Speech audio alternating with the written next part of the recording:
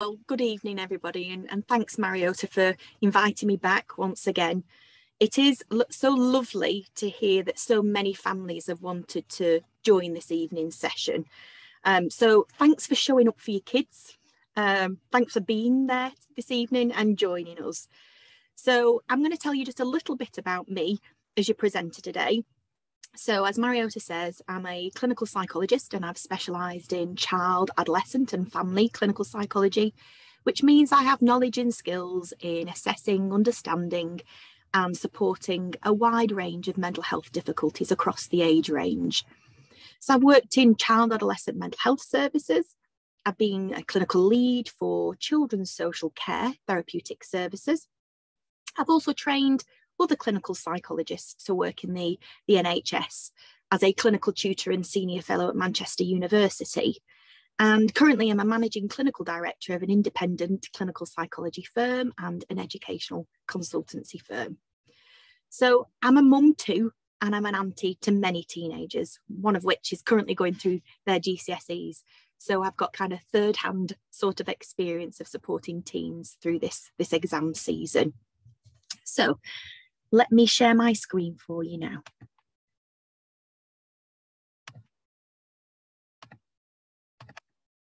And I'll have to quickly whiz back through the slides, Mariota, I think.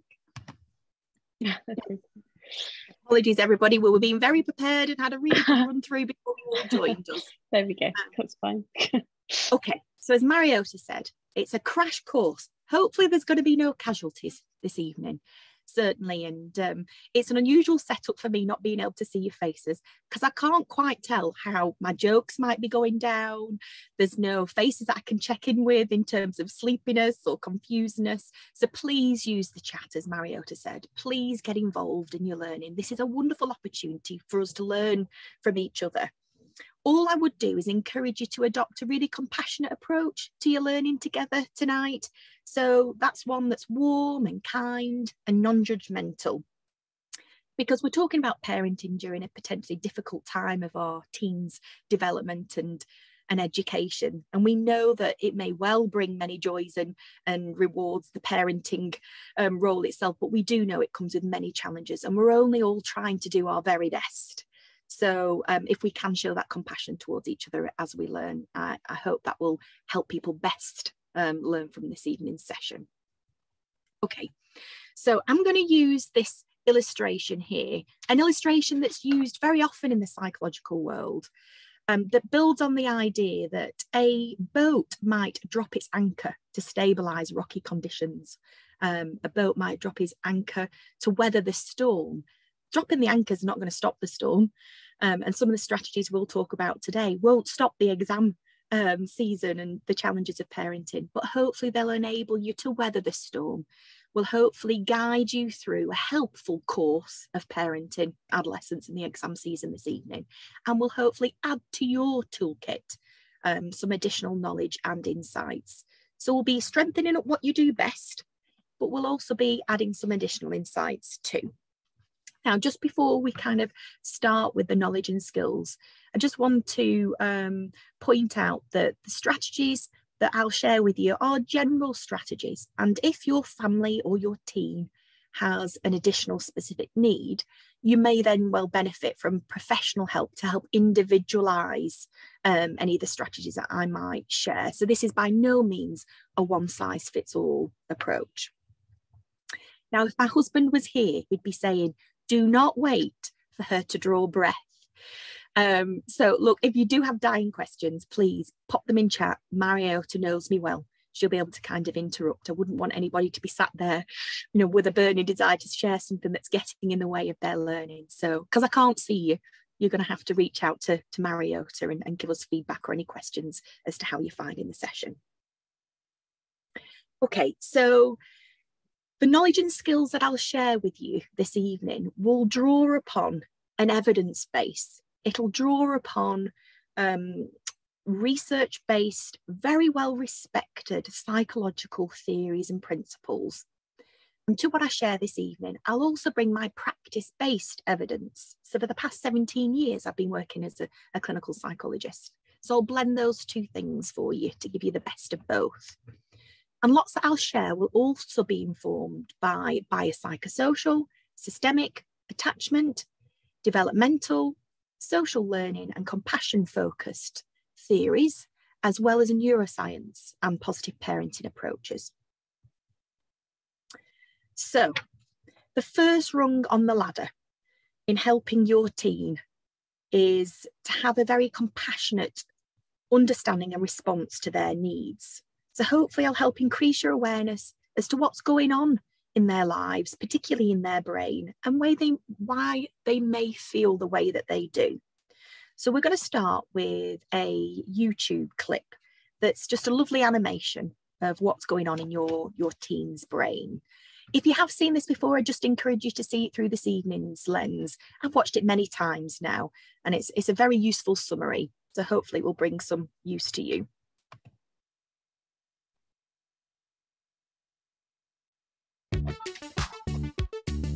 Can everybody see and hear that? Between childhood and adulthood, our hormones kickstart a phase of significant change. And while the physical changes of adolescence may be obvious, less visible are changes that these hormones trigger in our brains, which might just be responsible for turning our teenage years into a bit of a roller coaster. Throughout our lives, our brains undergo a process called neural pruning. The synapses through which our neurons communicate are either lost or strengthened, depending on how much we use them. Well-used synapses grow strong, while the weaker ones fade away. It's this process that makes us capable of faster, clearer, and more complex thought as we grow up. But, crucially, pruning happens at different rates in different areas of the brain. By the time we're adolescents, the neural networks that communicate emotion, risk and reward are well developed, while others, which may help us to plan, prioritise, think logically and moderate our social behaviour, are yet to mature. So, a potential mismatch between our emotion and our judgment arises just as our emotional and social worlds are becoming more complex, making an increase in social anxiety quite normal at this time. Researchers at the University of Oxford want to know how this might affect our behaviour as we progress through our teenage years. In a recent study, they focused on the social worries many of us feel as adolescents. When presented with photographs of ambiguous social scenes and asked to imagine themselves in the picture, anxious younger teens were more likely than others to perceive negativity. But while these heightened emotions and the struggle to control them can make adolescence a difficult time for some, it's also a golden time for learning and growth. The adolescent brain is particularly agile and flexible, and as such, it's especially open to new opportunities, new technologies, and new experiences. So while our teenage years may feel pretty weird, they're also pretty wonderful. To explore how your brain develops, visit www.oxfordsparks.ox.ac.uk and tell us what you think on our Facebook and Twitter.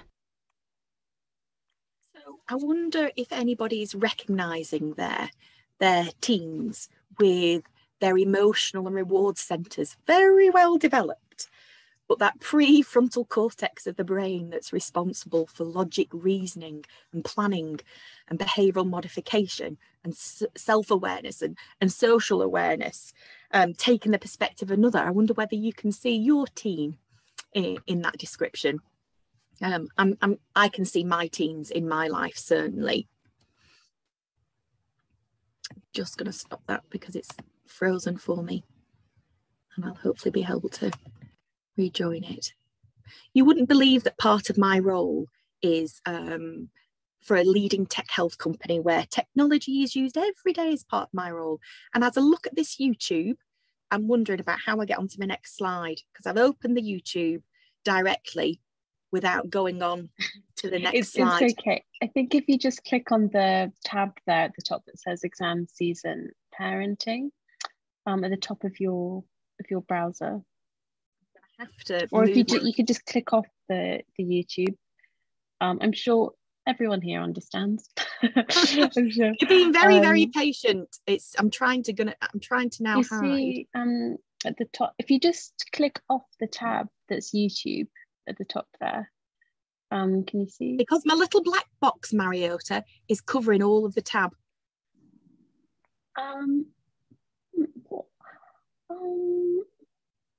If you're, so we can see on the screen, the YouTube is open, and you can just you can move the box. move the black box. Are you able to do Can that? I move the black box? I don't think I can. If you try pressing S on the top left of your I know, I'm trying frantically. My finger's on fire. Just give me don't worry. Apologies, everybody. It's okay. I think since it's a parent webinar, I think if it was a teen webinar, they'd all be like, "Come on, miss." Yeah, but exactly. I think everyone can relate.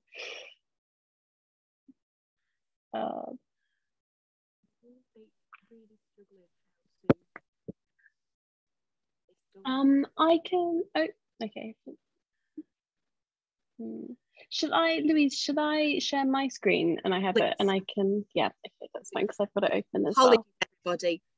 As soon as I clicked on the YouTube link on the slide, I thought, how am I going to get off this slide? Here we go.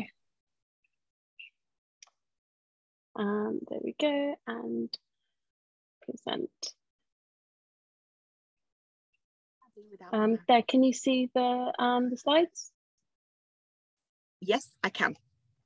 Lovely. Okay. So we've learned a little bit about their brain. We've learned about those challenges and parts that may be underdeveloped and not yet fully fledged that they can rely on. But they also have an awful lot more going on in their life. You know, if we think about the biological, the developmental, the psychological, and the social demands that our teens are going through, and the increase in the educational demands that they now feel, it's no wonder that they do need our understanding and compassion. Well, I feel like we're in times of COVID here, Mariota. Next slide, please. So in helping our teens, we've really got to understand their needs and support by being aware of the various systemic influences that they have in their lives. You know, they're not islands. They influence so many systems, and in turn, so many systems influence them. So we've got to understand and we've got to support them through each and every one of these systems. You'll know their families and influence, their peers, the school, the professionals around them, the local and national community. And our teens are at the mercy of the global community in terms of the World Wide Web. There's so many influences coming their way. So, you know, we can all identify particular stresses in each one of those systems, in the biological, in the developmental, in the psychological, and the social. And this is a time where, as we're learning, their brains aren't yet fully developed to understand, manage, and cope.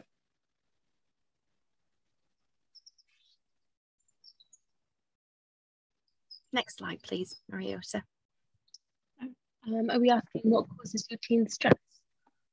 I've just summarised all the stresses that come from the bio, psychosocial, as well as all those systemic influences. So what can we do to help? You've asked us to give you some trusted hints and tips. So you want to know how we can help them feel less stressed at this time, and we'll cover that. You want to know how we can help them if they're panicking, and we'll talk a little about that. And you also want to know how you can support them survive this part of their education and the exam season. So these questions will be answered in the slides and the discussion that follows. So in thinking about what you can do to help your child, we want you to ask yourself, who's taking care of you? Because in order to help the children in our lives, it's really important that we give attention to our own self-care.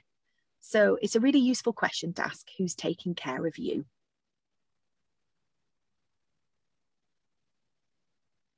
So there's an analogy, or a metaphor, should I say, of a bucket full of water, you know, over the top and brewing full and flowing down the sides. Actually, what children need is for us to empty stress from our bucket so that they can put stress of their lives in ours. So we want you to just consider how good your own self-care is. And we'd encourage you in helping your children to learn what actually helps for yourself. To start to think in a really conscientious way of, what do you do that takes care of you? We all need to pause. We all need to breathe. We all need to rest regularly to settle and soothe our senses. And we might do that through relaxation and mindfulness, grounding, stabilization, or meditation, people using Pilates or yoga or some form of exercise. We may care for ourselves through distraction, whether it's binge watching a Netflix series, whether it's walking outdoors, cooking, whether it's crafting, upcycling, whether the short-term distractions being in the garden. There are another range of self-care strategies. It's important as we care for ourselves to think about a healthy diet and sleep and exercise habits. And we do know getting outdoors in nature is clinically proven to lift mood. And I'd encourage you to build in tasks that give you a sense of pleasure and mastery and gratitude every day. Building tasks where you're demonstrating kindness to yourself and to others, and maybe forgiveness, and where you may be positively making some small steps towards a larger long-term goal. And there's some research that says if we do write down things that give us a sense of mastery and pleasure, for example, just 3 things every day, that can boost our mood. So I would encourage you to reflect, to make sense of your own day, and to make some positive plans. And in your self-care regime and your self-care toolbox, I'd really encourage you to be kind and appropriate in your expectations, to pace yourself, and to practice being your own compassionate friend. You know, we all find ourselves on this planet through no fault of our own. We haven't chosen the families that we've been born into, or the parenting or the childhood experiences that we've had. We have not chosen to be part of a race that has a negativity bias built in all of us, that's prone to overthinking and social comparison. So think about your own distress and what a compassionate friend might encourage you to think, feel, and do. And in taking care of yourself, challenge some of the negative thinking that you might be experiencing, looking for the specific evidence to disconfirm some of the worst beliefs or thoughts that you might be having. And I'd ask you to try and be brave if it's hard for you to ask for help. I'd encourage you to reach out to the network around you for support, appreciating the fact that we're all very different and that it's okay to ask for help. Because building in those positive connections with others will be hugely important to your own well-being and your self-care regime in order to best care for your teens.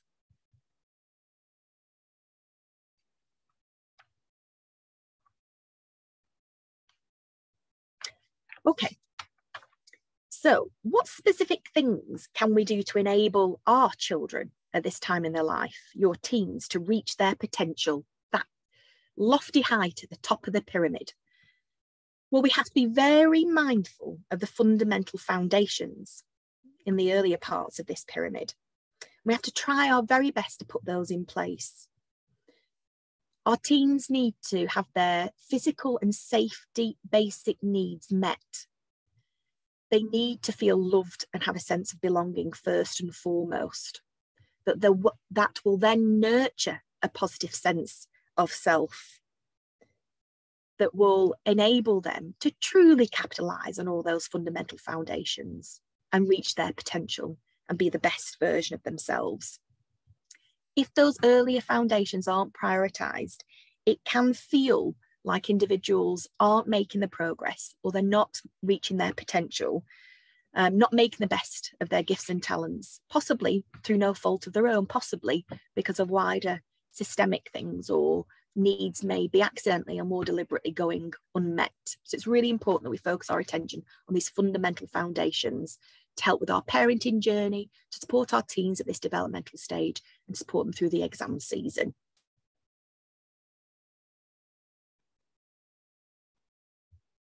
So positive connections and positive relationships, we know, are essential to our well-being. It's a fundamental foundation for us to put into place at this time of their lives in order to help them be the best version of themselves. So how can we build and strengthen those positive relationships? Because these positive relationships are the soft landing for our teens. They're the secure base to which they can return and be comforted by when challenges arise. So spending positive time together is one way that we can strengthen our positive relationships. Now, it's finding positive time that's at their pace with their individual needs and wishes in mind. Not every teen wants to spend time with their family member as well, you know. So it's about finding opportunities throughout each day, little golden opportunities whenever we get them, to build that positive connection. And it might be through age-appropriate playfulness and a sense of humour we can get alongside our teens in that time. We've got to get the right temperature of our time with our teens. They want to be independent. They want to develop within their own right. Their peers are increasingly more important to them than we are. So we've got to find the right measure and the right temperature. And lots of parents over the years have shared with me that it's difficult for them to practically care for their teens in the way that they might well have done when they were younger, or the way that the parents might want to do to show the teen that they're loved, because it might not be the right temperature for them. So think about the body language that you use when you're around your teen, your facial expressions, the tone of your voice, your eye contact, the attention that you give them, the words that you might well use, the actions. We can care for our teens from a distance and still give that love and support at just the right temperature that's tolerable for them, and praise them in a way that, they can accept. We can let them know we care in a very measured way to build that positive relationship and strengthen our positive time. And it really is trying to make regular time for each other. And in very busy family lives, with teens with very busy social lives or activities, time to spend together, rapidly just declines over the working week. So we have to be good problem solvers and dedicate some time and attention to opening up appropriate opportunities. And that might well be just around meal times. It might be during downtimes when they're flopped on the sofa or the floor, or slouched over a kitchen work surface. It might be specific activity times where you are able to do something together, or your team's doing something and they'll allow you to join with them. It might be during travel time. I have lost count of the number of deep and meaningful conversations that I have had with children of all ages when I've been in a car and when I've been driving. It's like a lovely little communication vehicle. Yeah, somebody's saying the car. I think it's because the intensity is reduced. We're focused on something else. We're not watching, we're not scrutinizing them. And, that wonderful combination works for many of us. So it might be during those travel times. And/or we might need to practically open up an opportunity where we touch base regularly, where we prioritize a time to talk. So these things are much easier said than done. So there does need to be some thought that goes into how you can open up opportunities for positive time and how you can make regular time to talk. So how else can we strengthen this positive relationship that's going to help them weather the storm? That's this soft landing, which is their secure base. Well, we can nurture positive self-esteem through our positive relationships. We can praise and remind them of their strengths in all aspects of their lives. Now, I know there's a very clear focus for very many teens at the minute in terms of the exam season, and that's one of the reasons that we're here. But that's not the only aspect of their life where they may excel or apply themselves well in. So it's understanding all their kind of transferable core competencies, all their strengths, all their achievements, and reminding them and praising them, acknowledging and validating and recognising all of those to help build that positive sense of self that might help them weather the storm of challenges. We've got to encourage them to believe in themselves, and we've got to show that we believe in them too. And sharing how we've seen them grow and how we've seen them work through so many challenges will be really useful in strengthening our relationships and their self-esteem. And it is important during this exam period that we praise and reward effort and participation in their learning and in their lives with us, not just the attainment, not just the outcome. So I'm going to turn to compassion focused therapy and some of the principles of this approach to enhance your knowledge and skills. So compassion focused therapy talks about so many helpful things. And I certainly wish that I would have learned this therapeutic approach at the beginning of my training or career journey. And if you get the chance to read anything on compassion-focused therapy, attachment-based parenting or compassion-focused parenting, please do so. So the emotional regulation systems in compassion-focused therapy describes how we switch between three systems to manage our emotions, and that distress is sometimes caused by the imbalance of these three systems: our threat, our drive, and our self-soothing system. And I encourage people to visualize an emotional dashboard every day. You get in the car, you turn on your ignition, and you see what's going on with the car. Are we okay to drive? Is there anything that needs our attention? So you can do this for yourself every day. Check in with your emotional dashboard with these three regulation systems in mind. And think, how big is my threat system? How big is my drive system? And how big is my self-soothe system? So for our teens at the minute, there may well be a number of threats, anxieties and worries coming through to them from the exam season. And whilst they're stressing about what's expected of them, what they can do, they may overdrive by overworking to moderate and minimise the threat. I'm going to fail my exams, therefore I should, must, ought to overwork. Or I'm going to fail my exams, so therefore what's the use in bothering? I'm just going to avoid, close down, shut down. You know, ask yourself now, what's going to happen if that threat system's so large, and the drive system may even be larger to minimise? What's going on with their self-soothe system at this time? More importantly, what's going on with your self-soothe system at this time? There's a high chance that the self-system is just kind of paling into insignificance. So as human beings, our threat systems are just much better developed than our self-soothing systems, sometimes through no fault of our own, as I've mentioned, in the life experiences that we may well have had. So we need to try and be good role models for our teens. And we need to practically help them in a sensitive way, build in opportunities, build in strategies to self-soothe that reduce any threats or any worries in the environment, in the expectations, that might help their drive system settle into a much more of a balanced mode. And that balance then may help them achieve and be motivated towards progressing.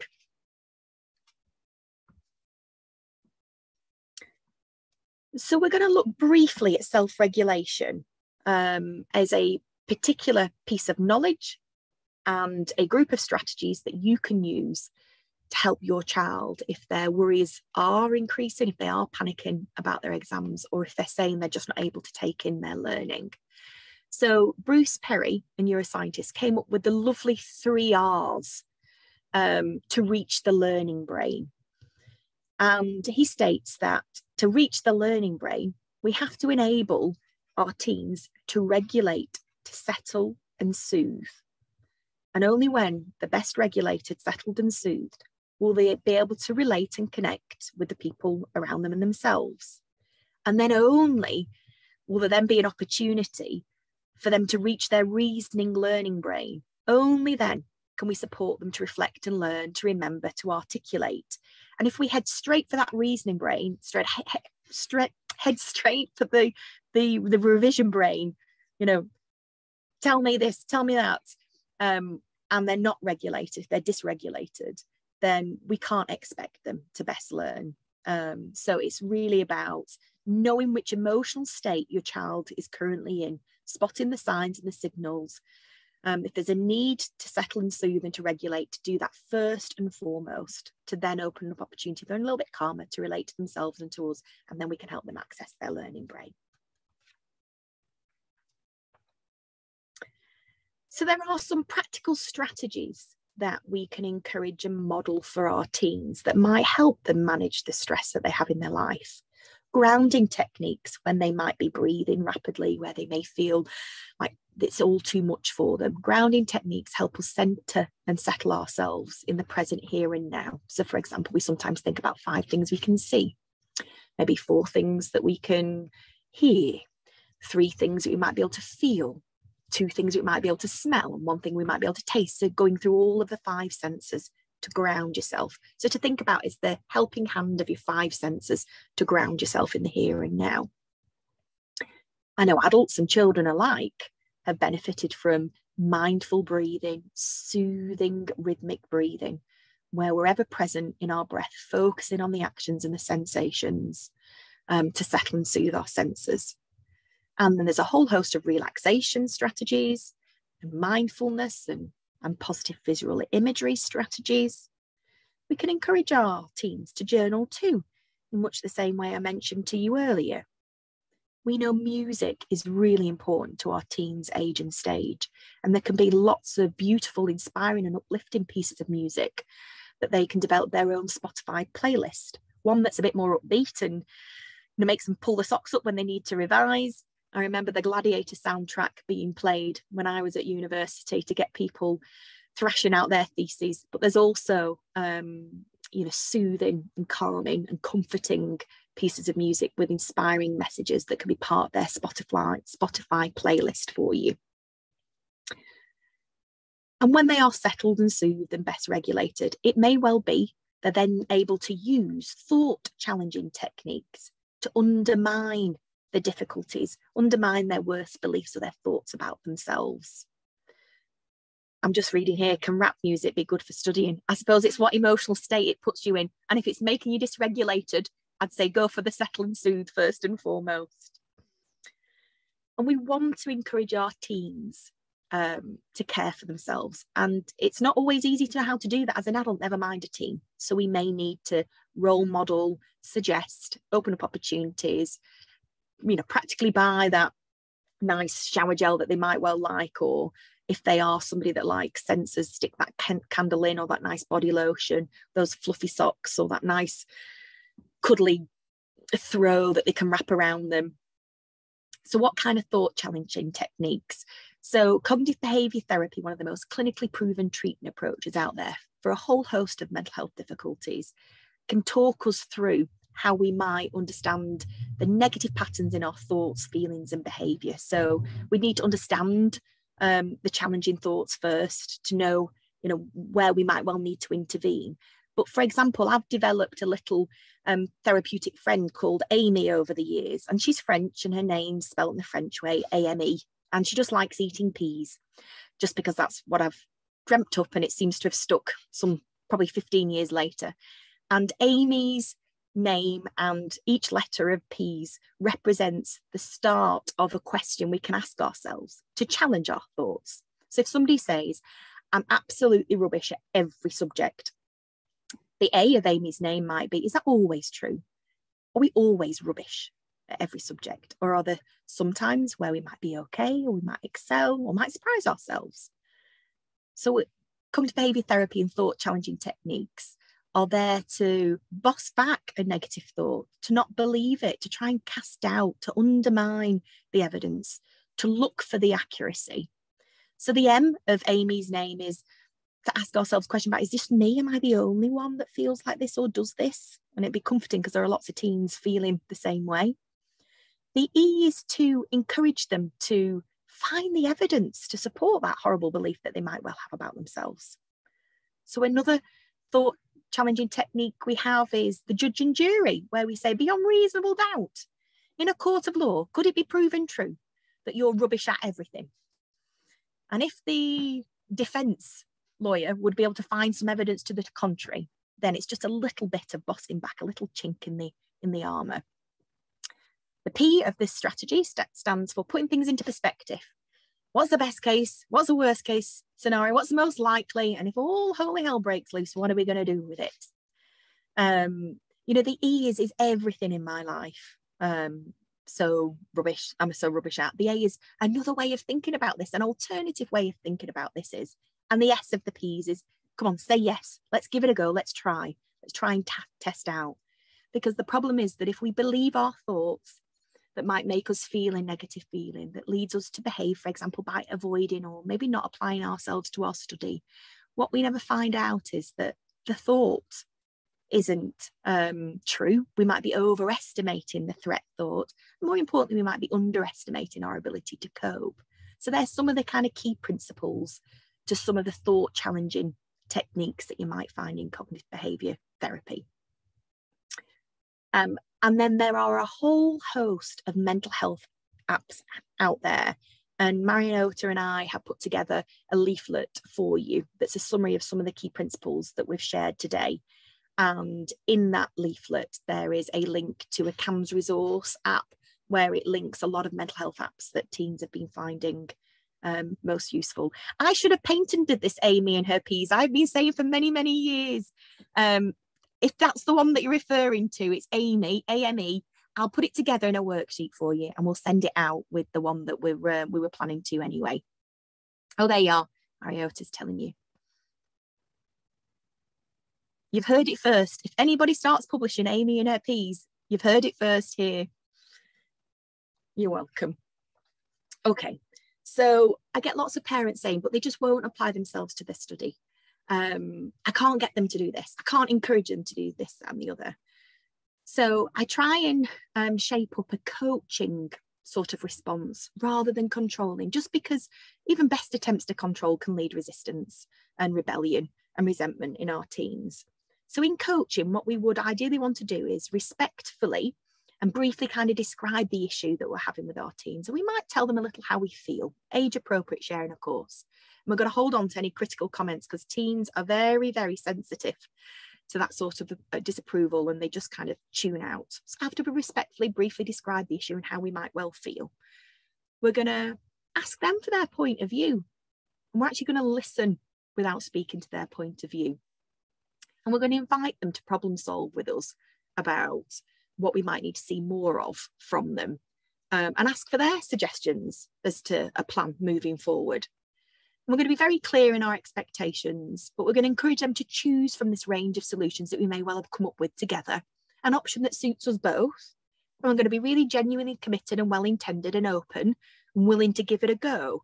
And we're going to be working in small and steady steps to move them towards their ideal goal. Getting them to sit down and do 2 hours revision will be beyond most people.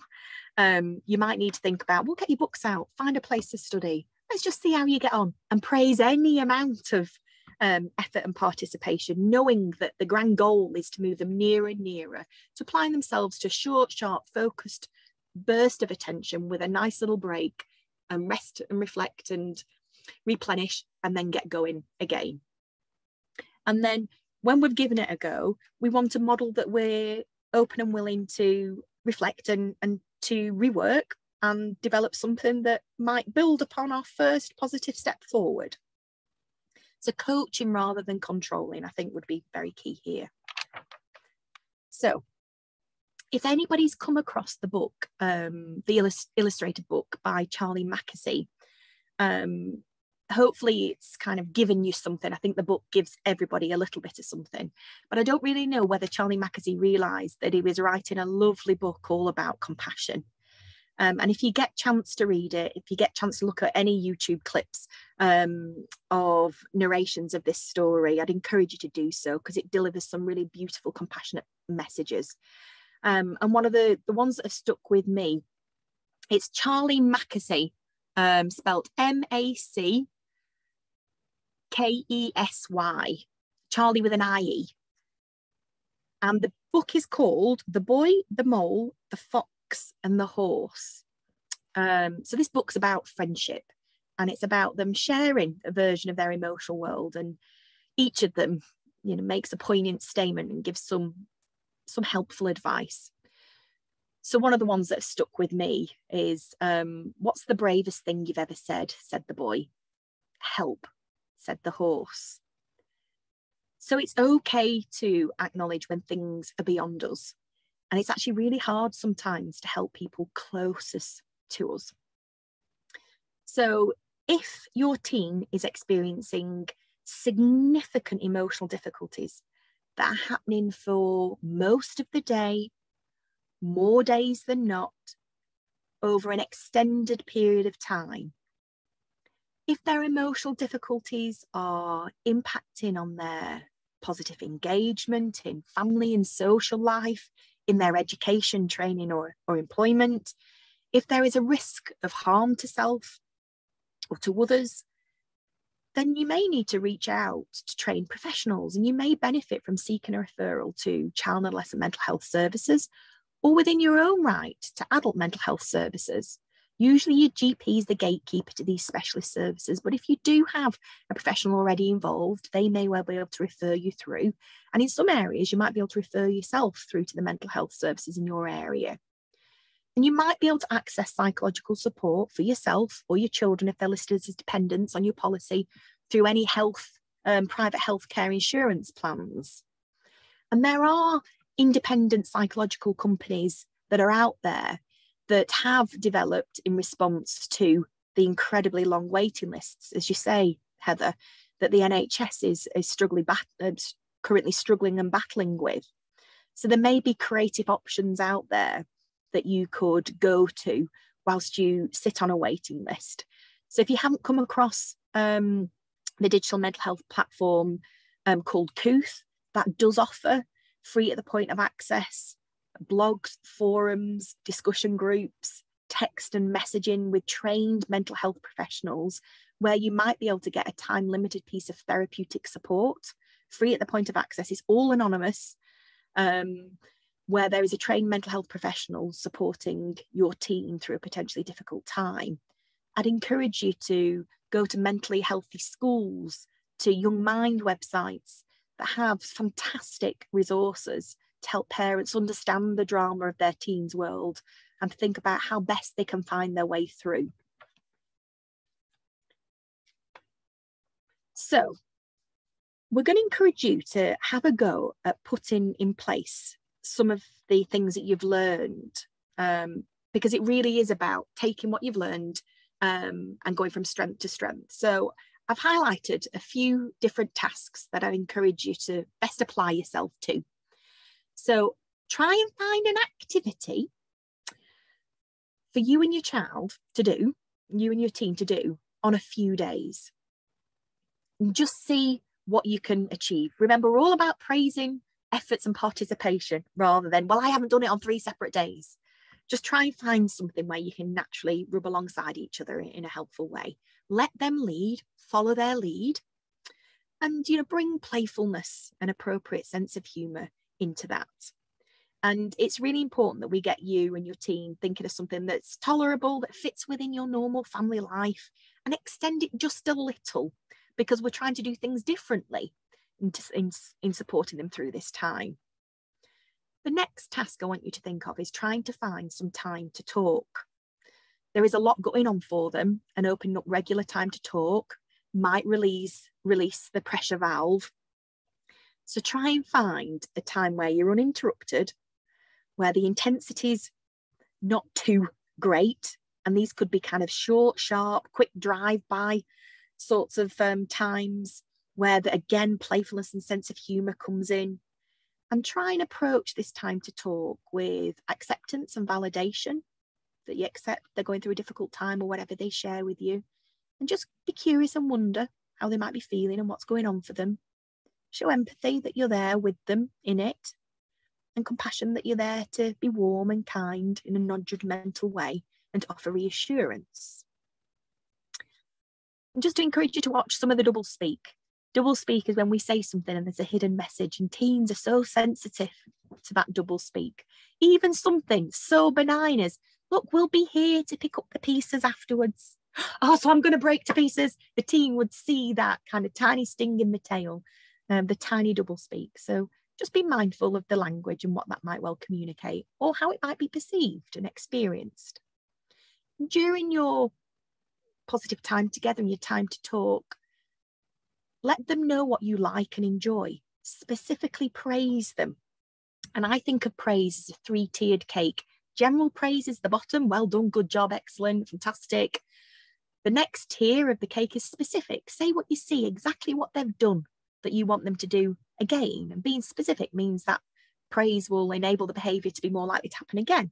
And the third tier of the cake is where we share it with another, a third-party praise, where we would say, oh, Mariota, you never guess how well Molly's done with her revision today, or you'll never guess how well Molly's done with this. Come show your dad, come show so-and-so, where we share those achievements. Now, the task that I'd like you to do for yourself is to think about some self-care. Build something in as much as you can. And we'd really like you to report back next time at the second part of the series, which is next Wednesday at 6 to 7. Now, I know lots of you are here because you wanted to support your children, and being here means you are doing exactly that. And I want to kind of end by reminding you that adolescence is a wonderful opportunity for growth. We heard about that lovely plasticity of the brain. It's a golden opportunity, in fact, the narrator said in that video. And if there is a storm, we know most storms will settle and pass. Most of us have survived adolescence and the exam period. And we've given you some skills this evening to help you weather that storm. I'd encourage you to try and be present and enjoy your children. Enjoy the fruits of your labour and celebrate in yours and their life. And I would really say, please be kind to yourself and to others, and to take care of yourself to best enable you to take care of others.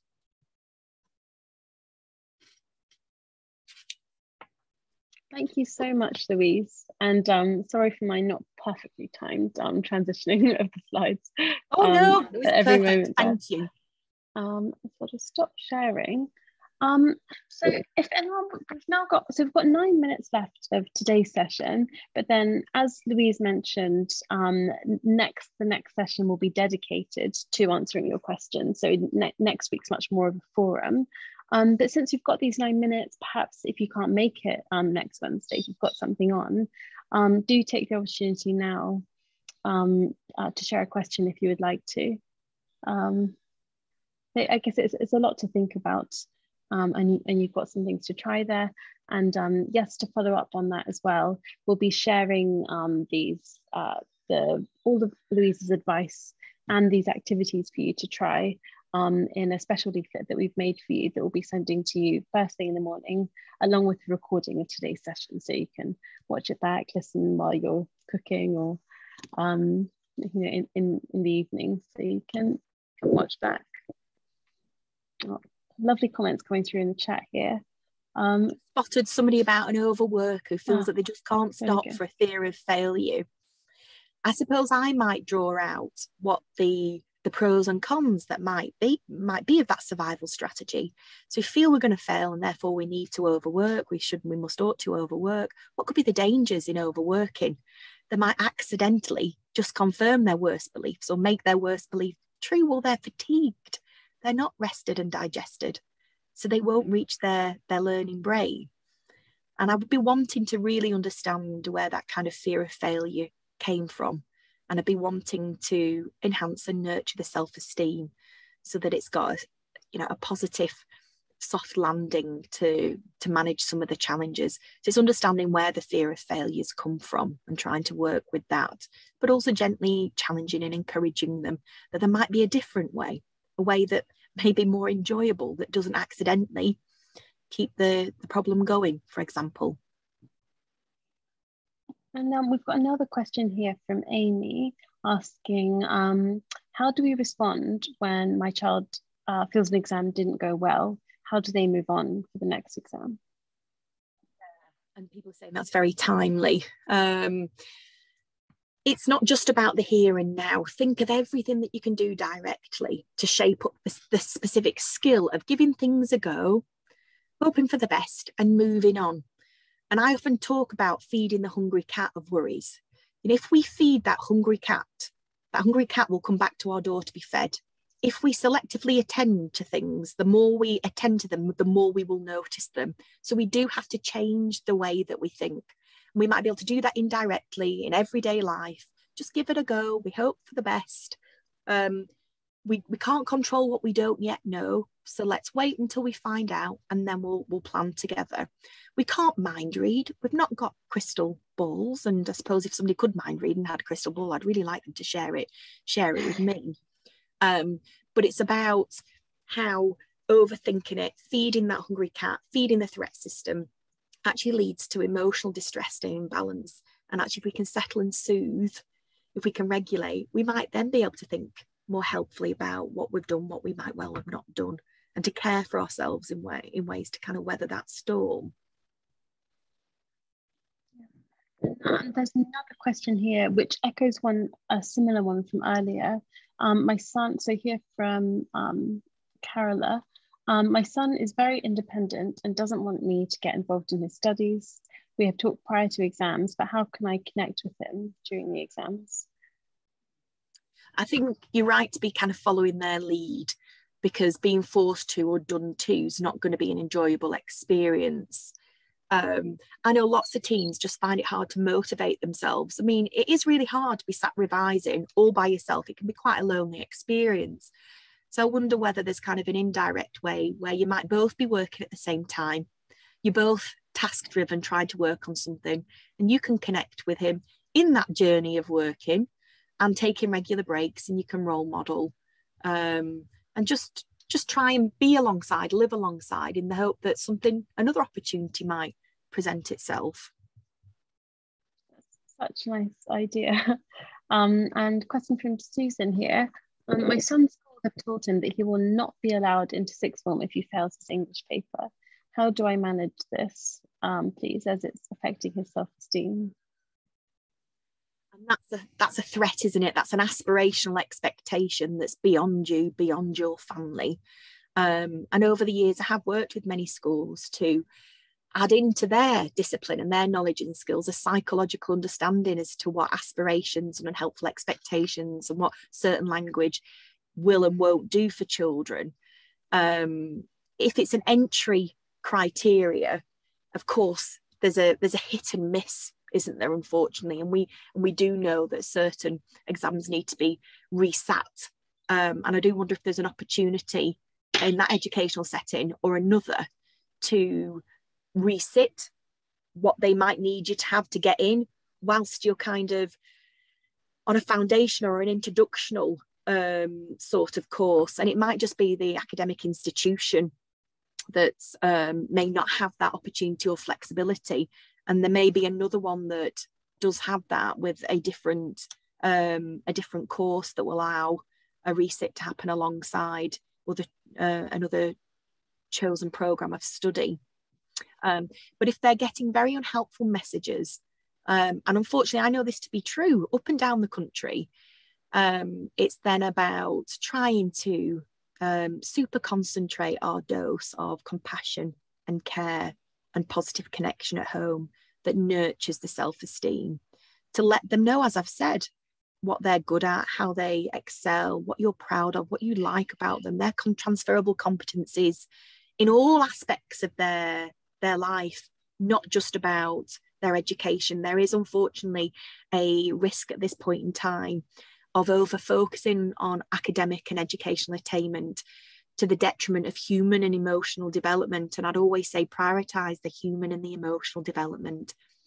Children need to be socially and emotionally secure to make best use of their learning.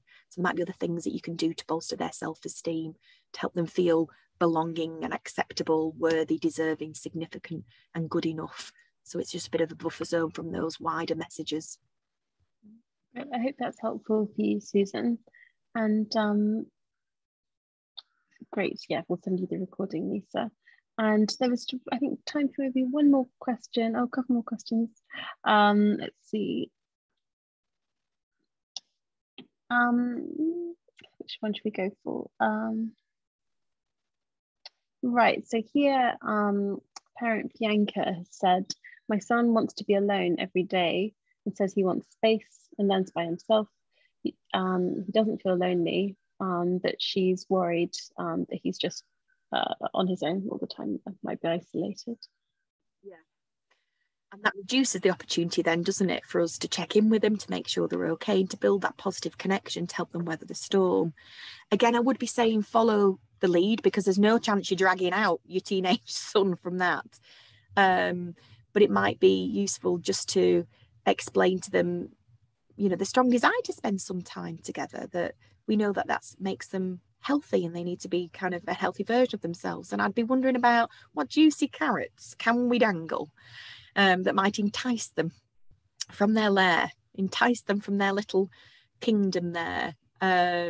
Be playful and be fun, to try and, you know, bring them in, whether it's a playful, you know, postcard or little note through the door, or a treat that's, you know, left behind the door, to show them you care. You might have to be really creative and inventive to show them you care, to make that connection, to have some interaction, to kind of draw them out in some way. My son is the same. Yeah, I hear a lot of young adults the same. They are at an age and stage where they are wanting to be more independent and more increasingly more around their peers, and the value and importance of family relationships can sometimes, you know, pale into insignificance. So it's appropriate that they want to be independent, but being alone and stuck by themselves all the time's not going to be overly helpful or healthy.